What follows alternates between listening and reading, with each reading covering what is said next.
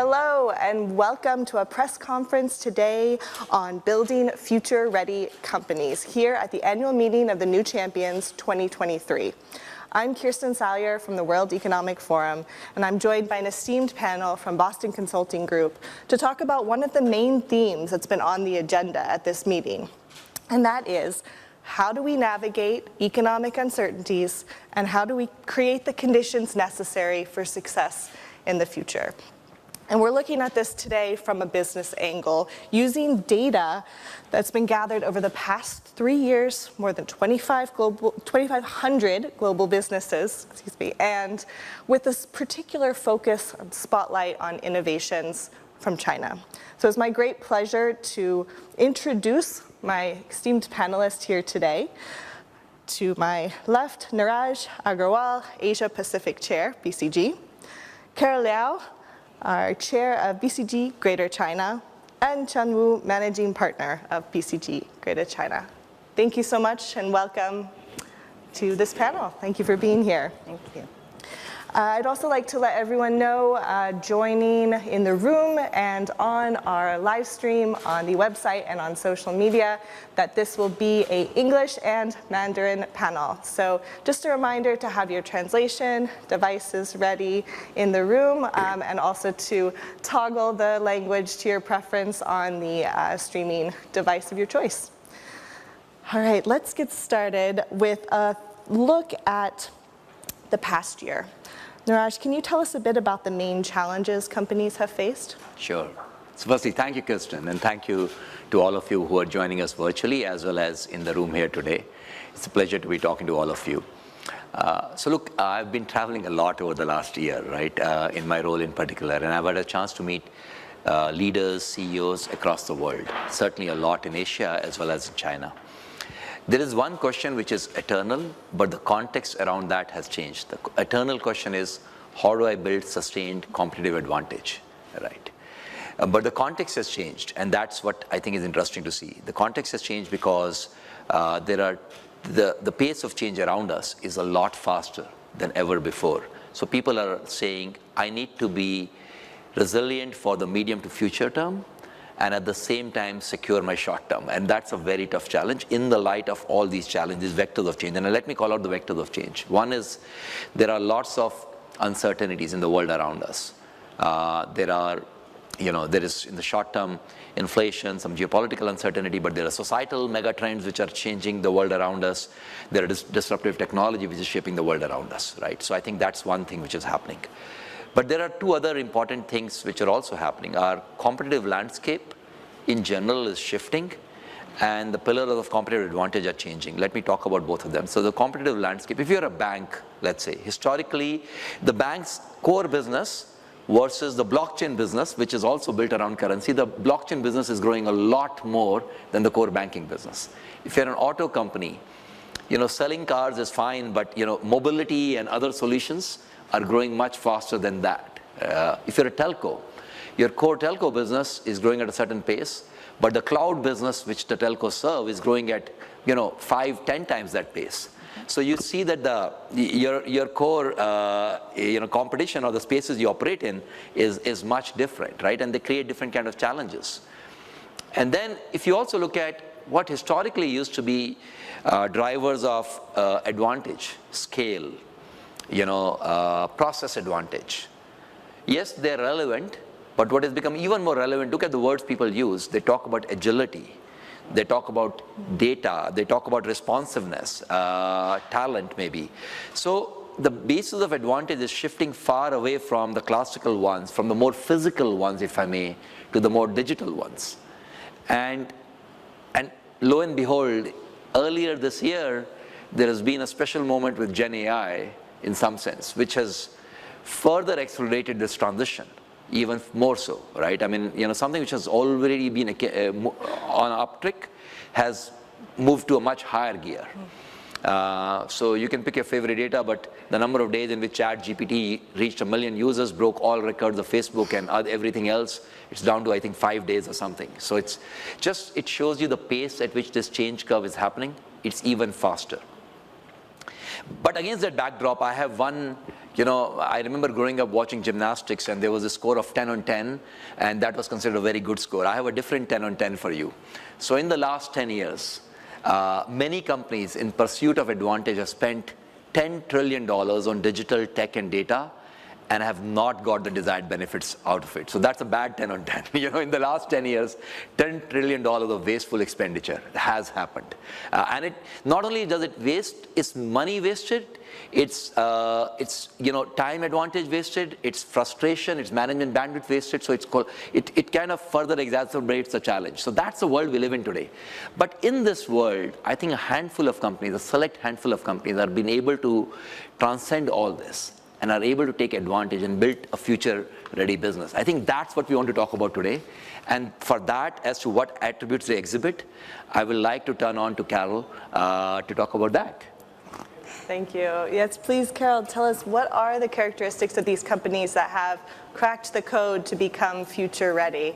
Great. Thanks, Kristen. Thanks, Niraj. Niraj 刚才已经谈到啊，我们今天处在一个非常不同的时代。Niraj has talked about our times. We are faced with many uncertainties, and we are faced with rapid development. We know time is not linear. When we build a future-ready company, it is not a linear journey.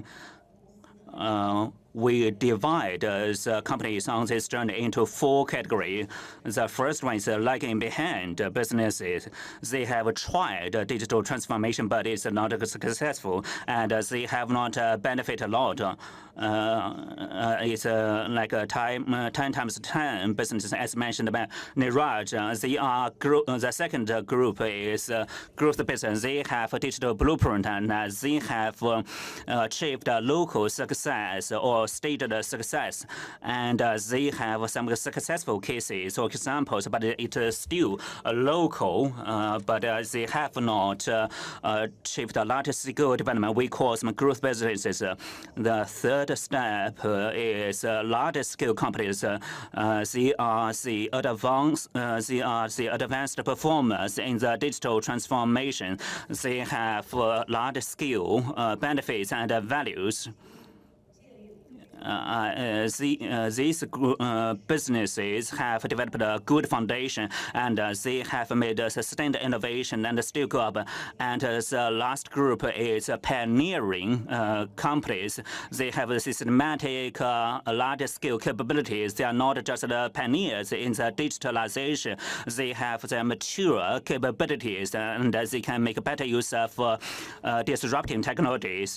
And these businesses can make sustained innovations, and they can make disruptive innovations. But unfortunately, for the first 2 groups of the businesses, those who lag behind as the growth businesses, they account for 75%. For the large scale and pioneering companies, they account only for 25%. For the pioneers, only around 6%. Maybe think they are the original, since the digital age is digital native. They are digital natives, and they have become the largest scale and pioneering businesses. And Justin have mentioned how to measure the businesses, how to measure the competencies. Of course, they have technical capabilities. It's more about organizational competence and talents competence. We have a quantitative assessment or measurement. We measure their results based on their financial data and non-financial data. For the financial data, we'll look at their revenue growth and their profit increase and the returns to the shareholders. And the return to the regression of their returns to shareholders compared with pre-pandemic, and also the ESG rating. This is non-financial data, and also the recognition of the company by the employees and their engagement, a sense of engagement, and their branding, their reputation. We look at these factors, and also innovation. For example, in terms of patents, what is the number of the patents?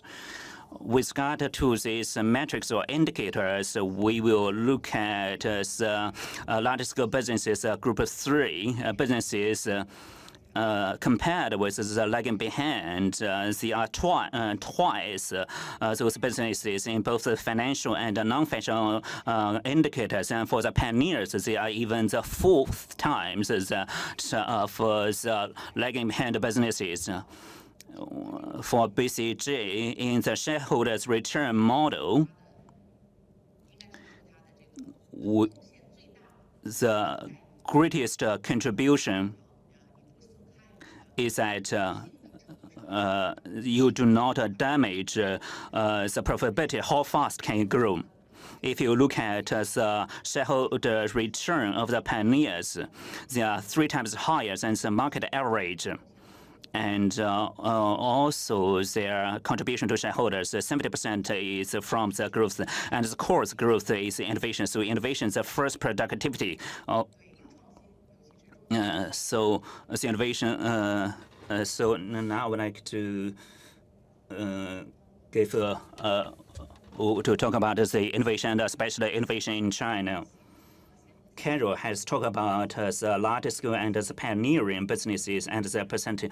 So altogether, they account for 25%. The pioneers only account for 6%.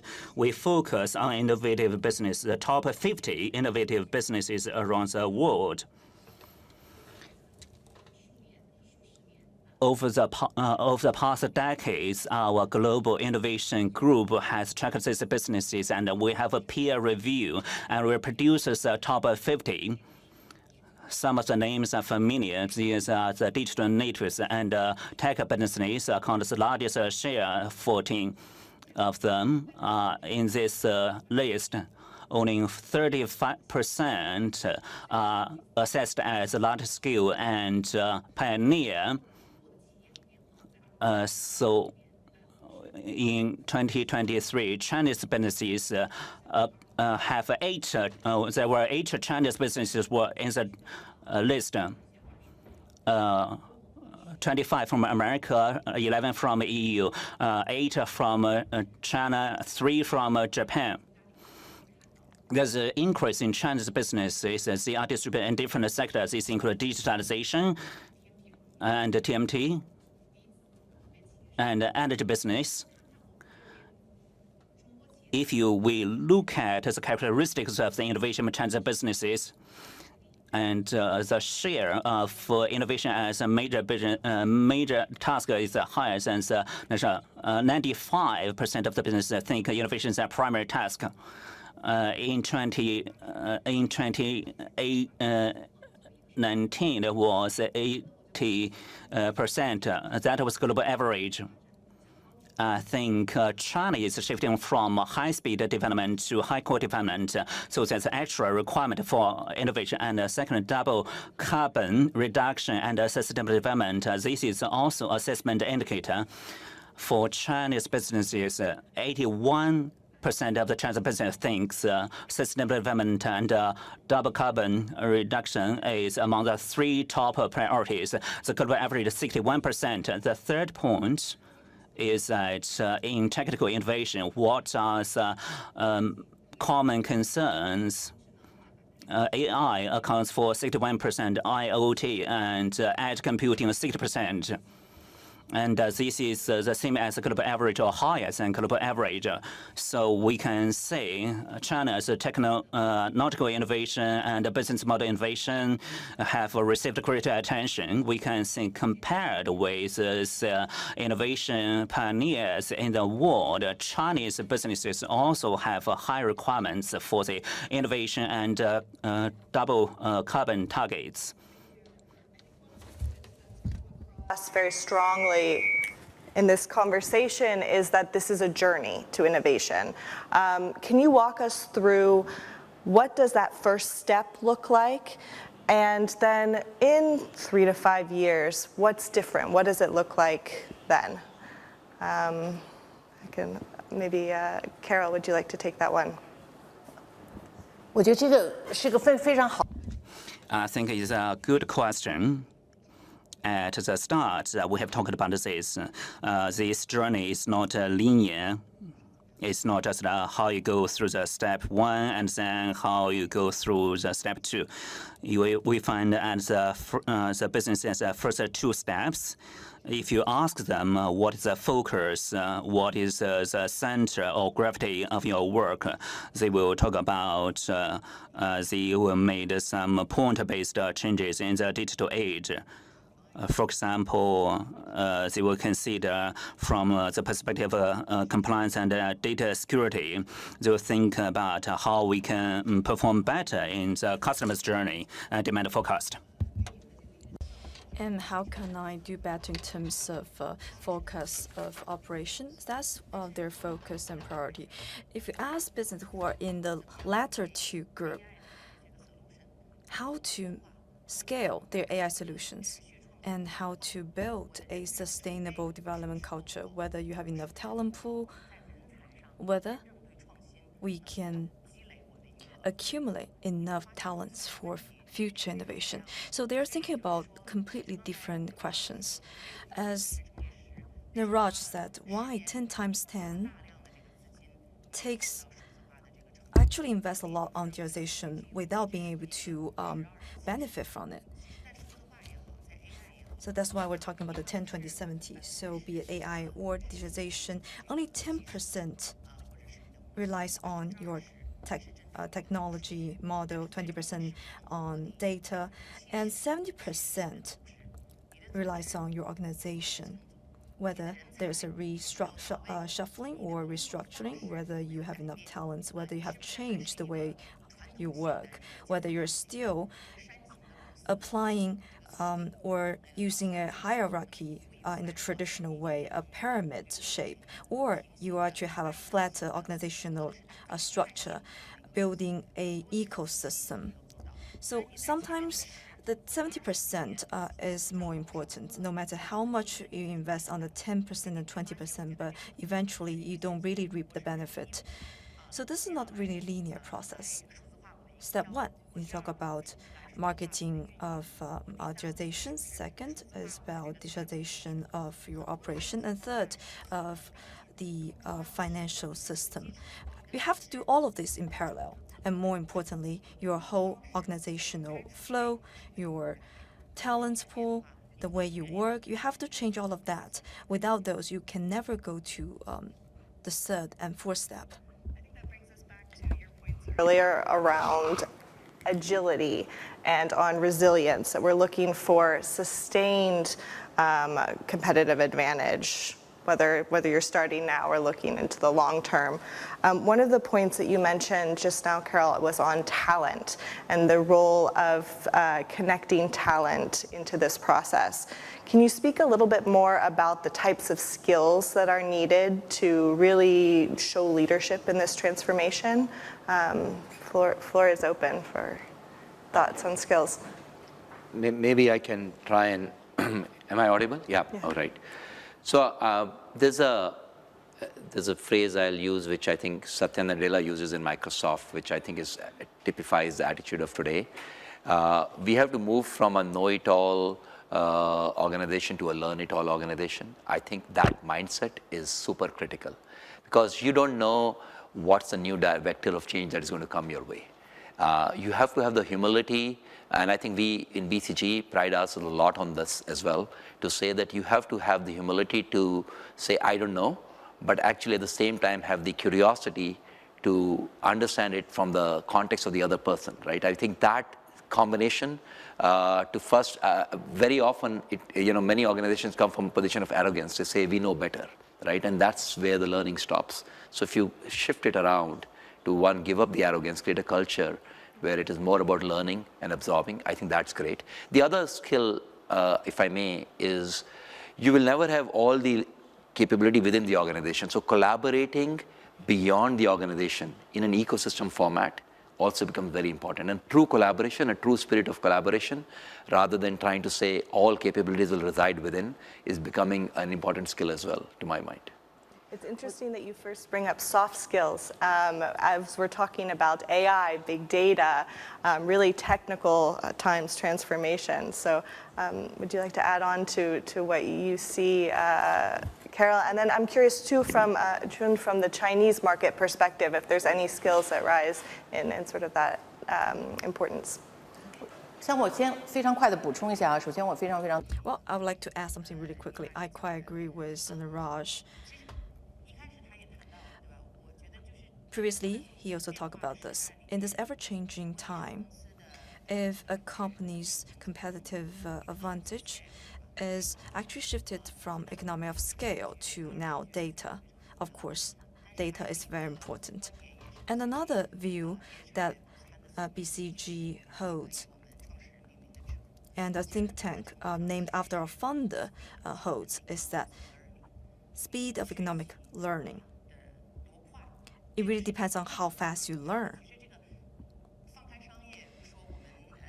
Despite of the business elements, components, two colleagues here are parents as well. I have 2 children.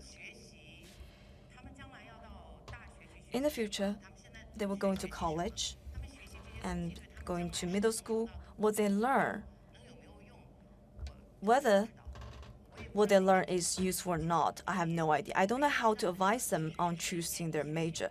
All I know is that they need to have learning ability, learning how to learn, how to accelerate their learning, and to maintain their curiosity and maintain empathy.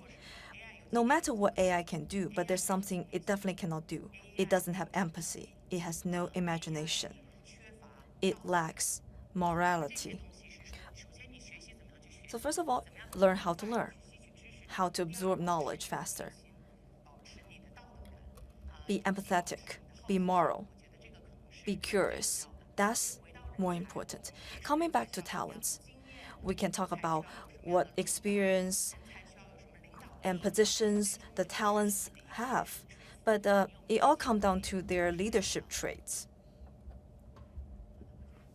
Well, I would like to add that Chinese business view on innovation and AI, what kind of talents or talent structure they need. I would like to share with you some data, some numbers. In the last 3 to 4 decades, China as an economy, as the factory of the world, has provided many cheap labors, and labor-intensive industries was China's pillar and a great contributor to the world. But compared to the year 2000, 1 million graduates. Now, to this year, we have 11.58 million graduates. So China has stepped up efforts on cultivating high-end talents. And that has changed China's talent structure, a shift from labor-intensive to innovation-intensive. This is China's comparative advantage. For R&D or comprehensive management talents, China has a great supply. And facing Chinese business, there's a great need, but also a great supply for talents, be it Chinese business or foreign business in China. They are slowly shifting from market to R&D or innovation. So in the wave of innovation, we will see bigger role Chinese business will play. Up. If there's any questions from our audience, please just raise your hand and use a mic and say your name. Any questions? If not, I'm happy to keep asking this panel many more questions on this data. I think what's been really interesting is this data is part of a larger project. We've mentioned it's happened over the past 3 years, very interesting 3 years in terms of the shifts we've seen in the world. We're really talking about building for the future. And one of the things we're also talking about here at the meeting is the power of entrepreneurship, hand in hand with innovation.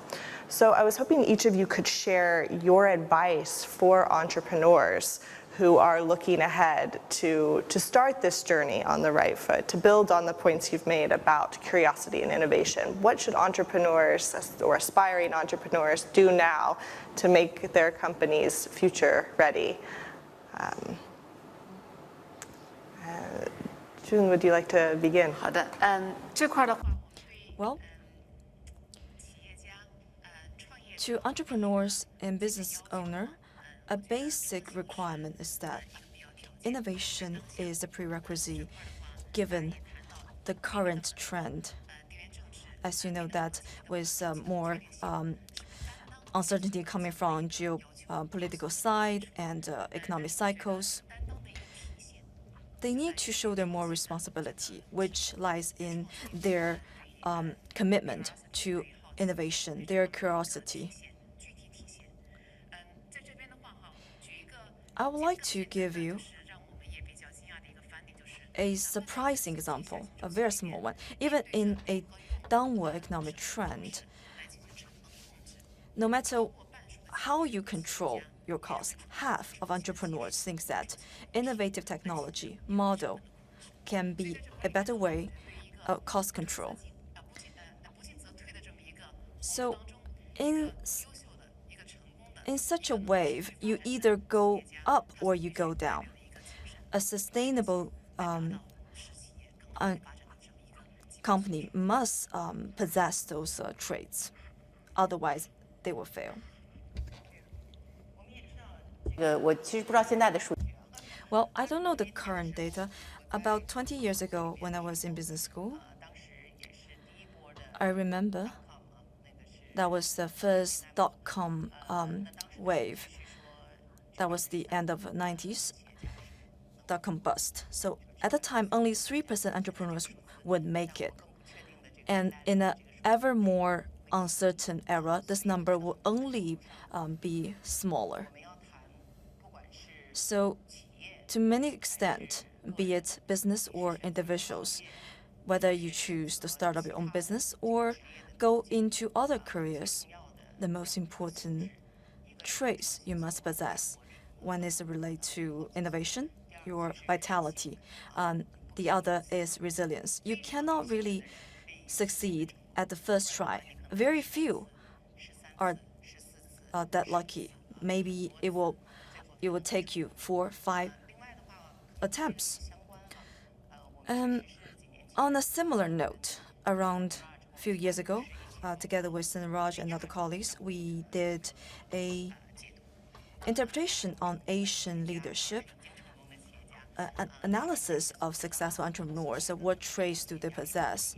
Of course, they share many traits with European counterparts as well.